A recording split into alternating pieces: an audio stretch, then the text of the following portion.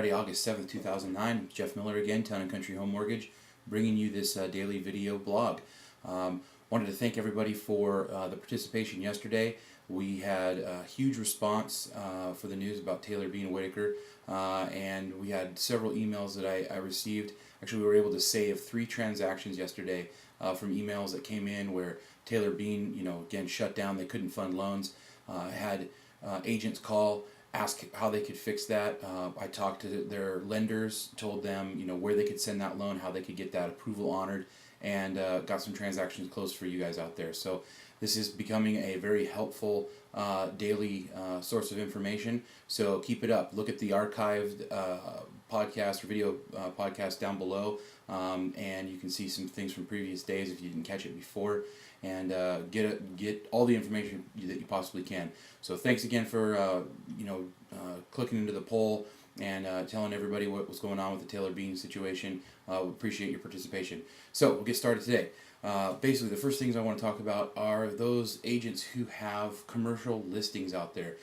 Maybe you're aware, maybe you're not, but right now there's a expanded government program with SBA 7A loans that will allow your client or a prospective business owner who wants to purchase a building for their business or just start a business they will require a minimum 10% down on their total loan. So we're talking about a building that costs $450,000.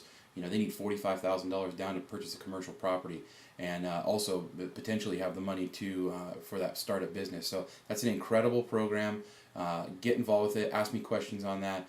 It might help move that listing on that commercial property if you can advertise the type of financing that is available right now. So anyway, SBA 7A. That's a great loan for those of you who have commercial listings or have buyers who are interested in commercial property. The next thing I wanted to talk about was short sale turn times. I got a couple of calls yesterday from agents that I work with asking me if I knew how long it was taking for specific banks to turn over short sale requests.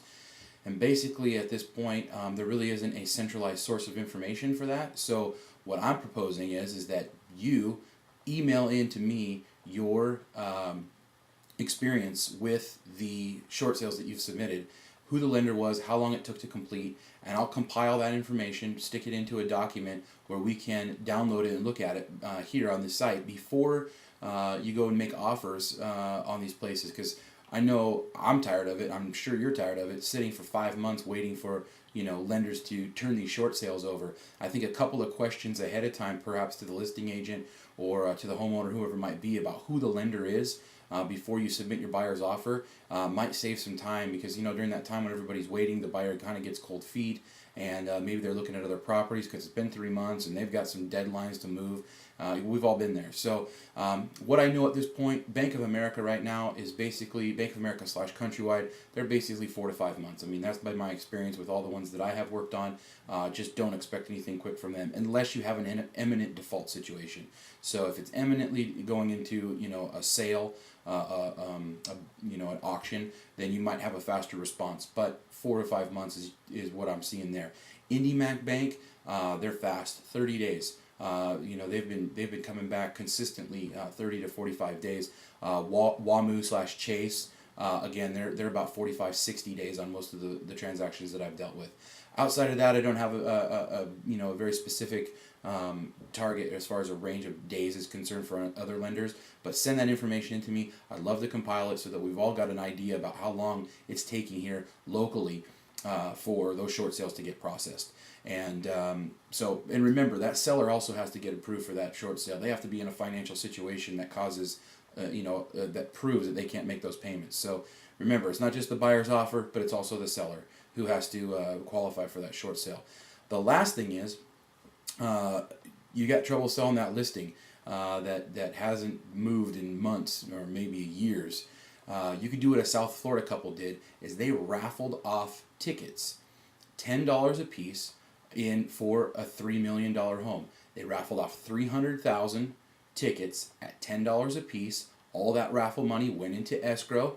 Then they pulled the winning ticket and somebody won the house for $10. And I'm not sure if they've won it yet, but that's the plan. So those people netted $3 million off of a raffle for their house, and one lucky person is going to get that house for $10.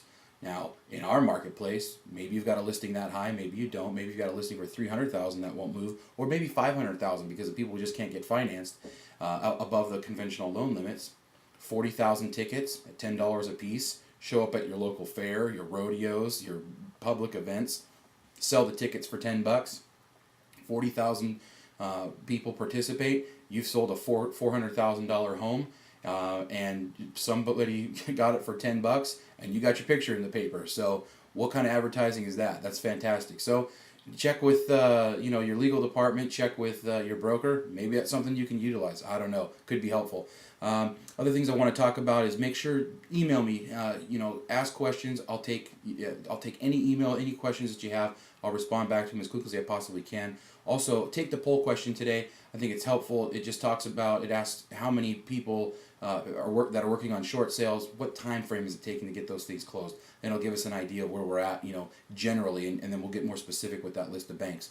Also, there's a links again for the IRS form for the first-time home buyer. That's been very popular. A lot of people have been downloading that link. Also, check out the past posts and the archives of the videos that I've done in the last few days.